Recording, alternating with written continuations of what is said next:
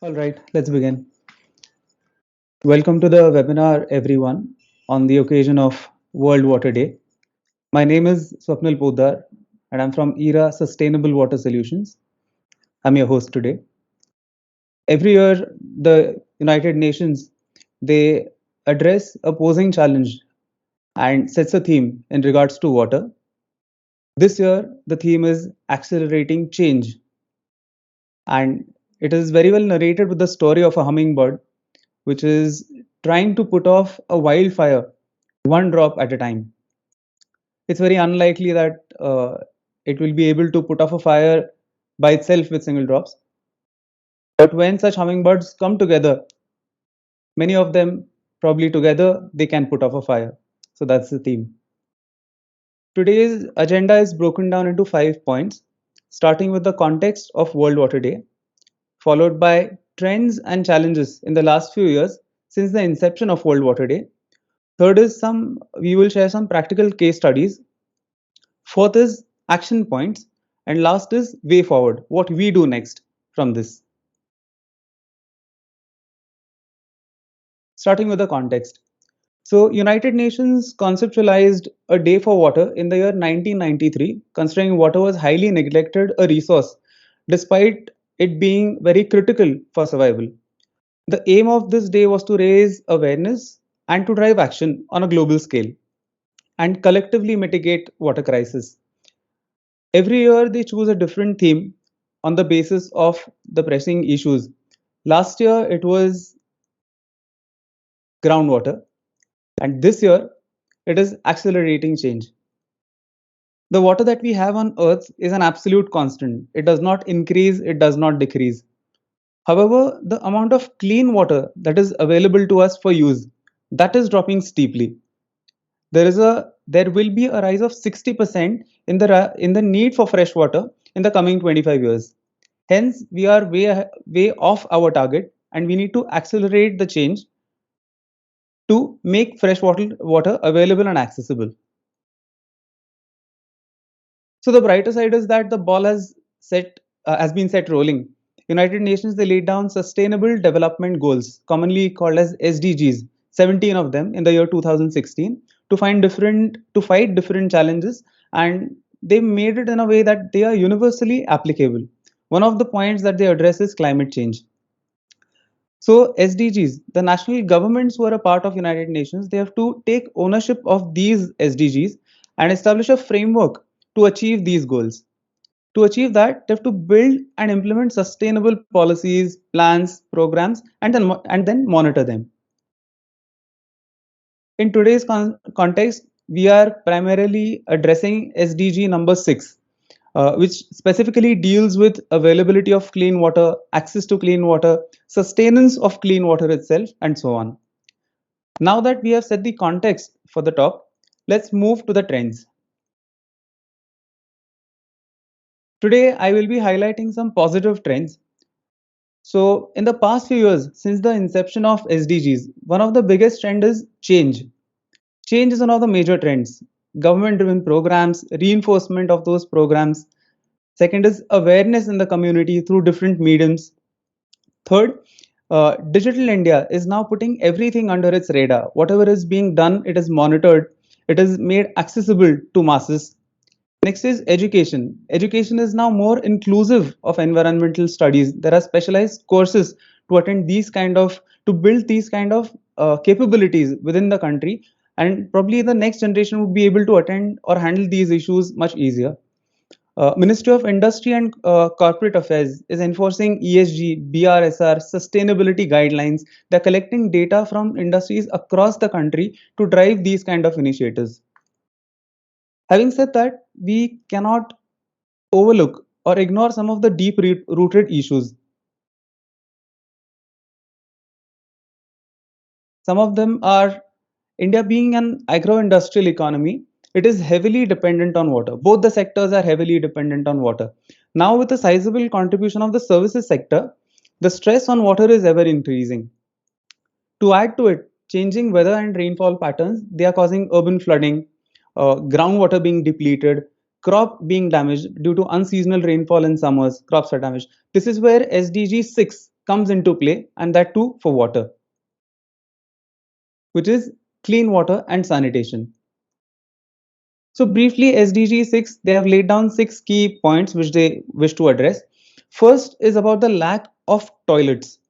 So lend your voice to talk about toilets. Second is raise awareness about hygiene issues which are related to water.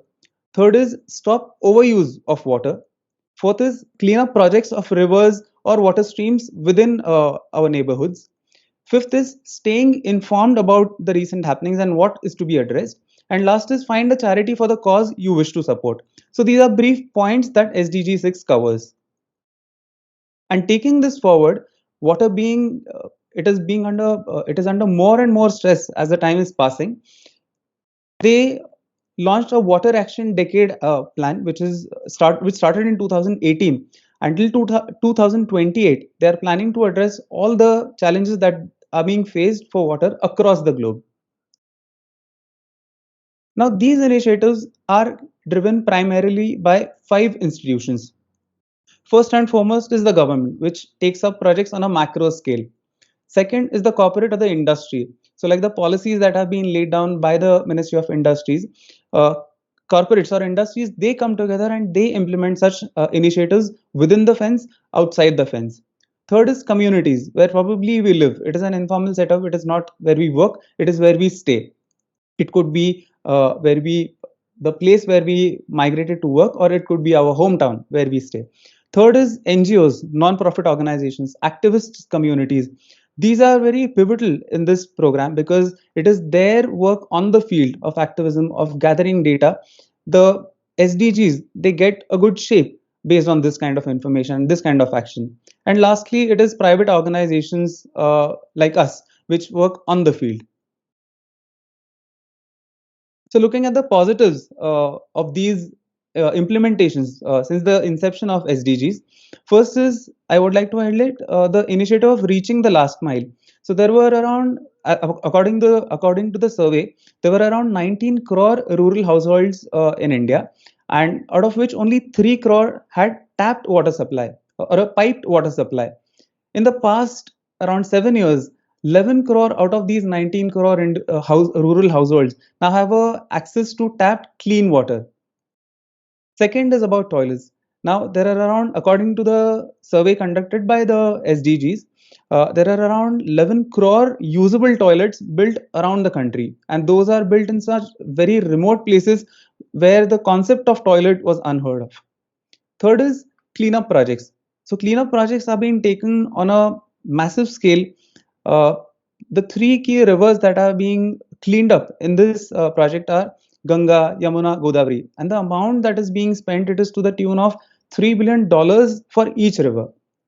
All these actions are being executed and monitored by nodal agencies, and the data is uploaded on SDG platform, which is made available in public domain.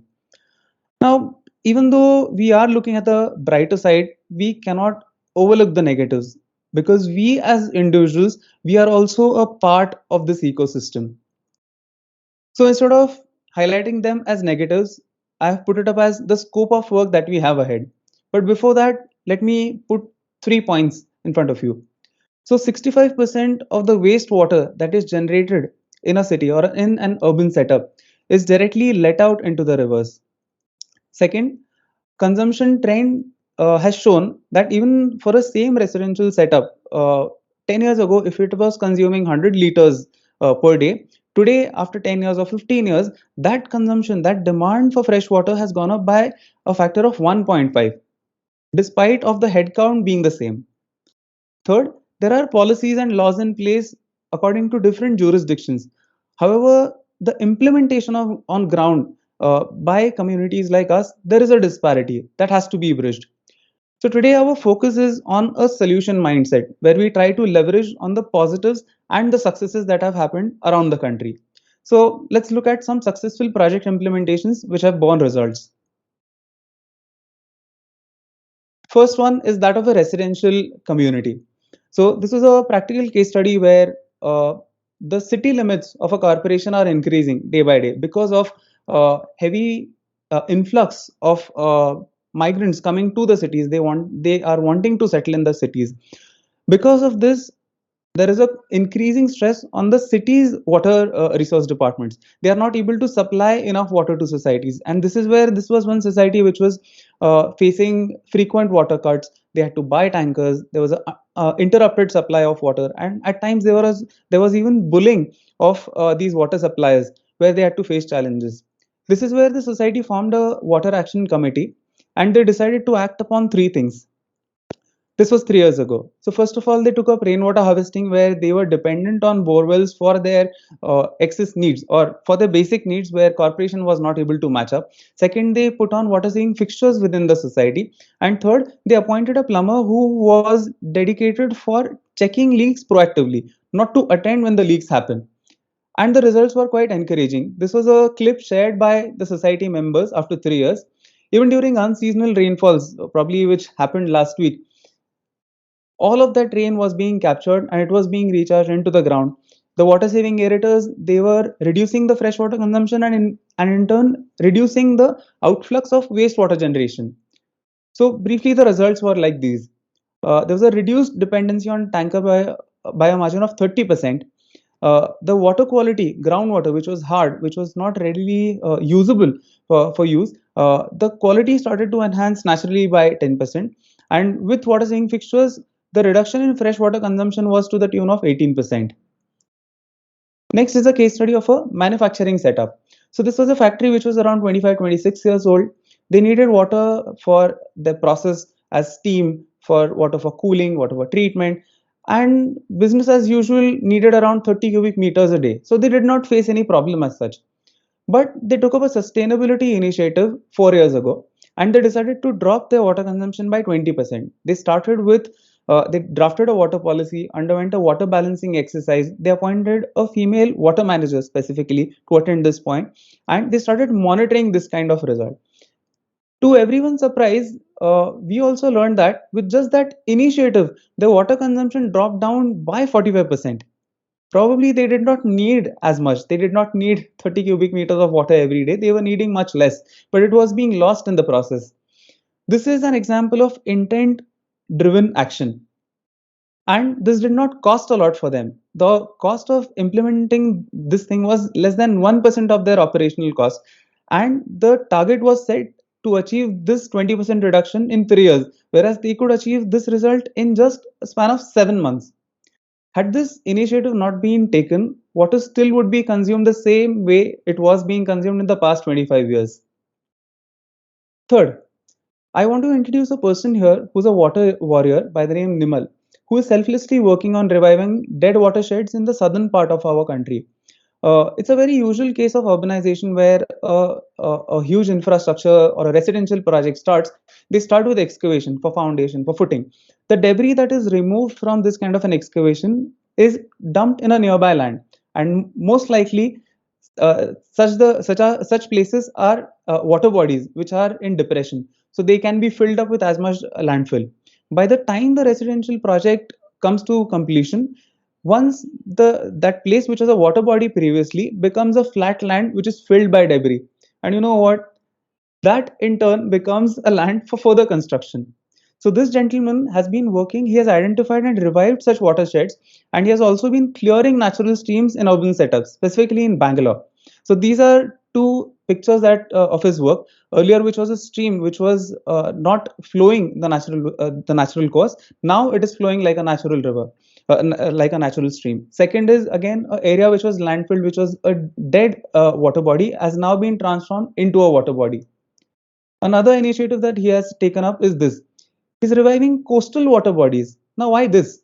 Because of over extraction of groundwater within the urban setups for infrastructure, for our use, uh, saline water or seawater is starting to ingress into the fresh groundwater sources. This makes groundwater unusable. So in this case, this gentleman is also reviving or making such watersheds near the coastal areas where the fresh water which is in the ground that keeps the saline water at bay. So now, having seen these kind of case studies, one in a residential settlement, one in an industrial setup, third in a community level project, the United Nations have brought together such case studies and they have proposed a to-do list for the entire world.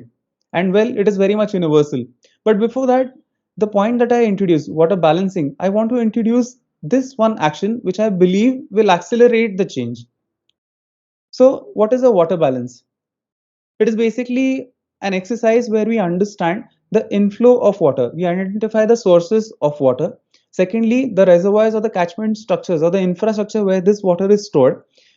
After the storage of this water, it is distributed to the end points where it is consumed. So the points of consumption are identified. Once they are identified, they are measured and monitored. So this is where we understand how much do we receive and how much is being consumed. And after this, whatever water is being discharged from the point of consumption, that is also monitored. So this is a process of balancing where we understand what are the sources and what are the end usages. Now there has been a severe imbalance in this regard in our setup, in an urban setup. We have abundant water sources, but because of wastages, because of improper use, the water is being wasted at different locations unknowingly. So this exercise which we conducted at that industry, this can be done on a city level. So this is a rough representation of a water balance or a water budget for a city, starting from the source, which is rain, that is being stored in surface water bodies, or which is not seen groundwater. This water is recharged into the ground. Surface water then is categorized into rivers, water bodies, overhead elevated storage reservoirs from where the water is pumped or it is fed by gravity to the end users. Now, this can be extrapolated down to us as individuals. We can identify what are our water sources. If you notice the right one on the bottom, all these water balance diagrams or water balance figures can be connected to each other right down to the main primary source of water. So, how did I get this thought? So I personally visited different dams where the water is sourced to the city, places where rivers originate, elevated reservoirs, ESR as they called, that distribute water to the cities or to the industries. So these are actual pictures. The one on the left is Veer Dam, which supplies water to Fulton, Shirwal industrial area. And on the right, these are ESR or elevated storage reservoirs, which then they supply water to us. So we need to individually, what I recommend is we need to individually build a water balance diagram of our own, be it for our residential setup, be it for the organization that we work for, be it an individual house that we own. This will not only make us aware of the imbalance, but if there is any imbalance, but it will also help us draw some sort of action down to the point of consumption through all the distribution system.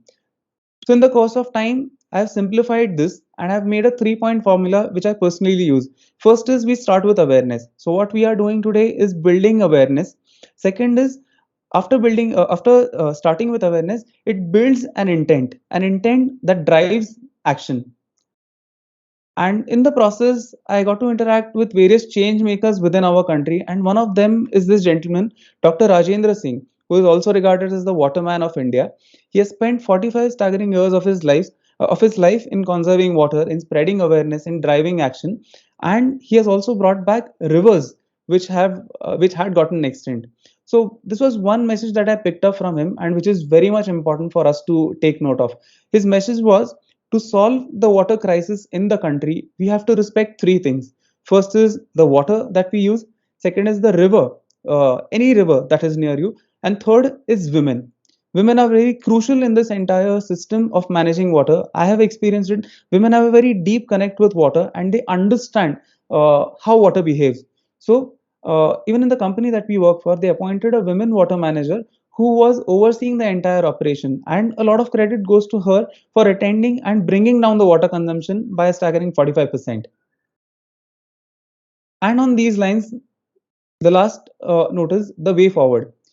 So I propose something today, that we could have a water action tour. It could be a guided tour on ground. The steps would be, we go down to our very own water sources, where the city or where our community, where our industry receives water from. The second stage could be understanding the storage infrastructures, treatment infrastructure, distribution system. Third could be identifying the consumption points, physically going there and seeing how the water is stored, distributed, consumed at the end point. And lastly, observe the discharge points. It is very harrowing to see the very rivers which we draw water from. Our discharged water becomes polluted, discharged or wastewater becomes a source for the downstream users. So we can document this initiative, and this could very well be a drive in all the cities across India. And from my experience, this will build the intent among the Indians and will definitely drive action. And we at ERA believed in our intent and acted on ground. In the past 10 years, we have been able to implement 500 water conservation projects in industries, communities, institutions, which has been conserving 800 million liters of water annually, and it is only compounding. And like this, for creating awareness, we have had over 300 sessions since the year 2012 to spread this kind of awareness.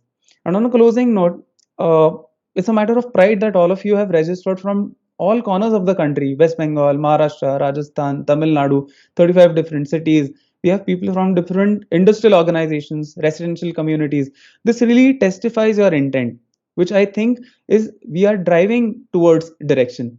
And you've already taken the first step by absorbing this as awareness and move to the second, that is building your own intent. The UN has assigned a to-do list for the world. That is, they have covered 10 basic tasks. Choose whichever you are comfortable with, but take a small action which will bring about a change. It is just like the single drop that the hummingbird is trying to use to put off the wildfire. So we need to identify which action are we willing to take in the scheme of things. And in some way here, we are trying to be the change and accelerate it. We at ERA, we are on a mission to make India water secure.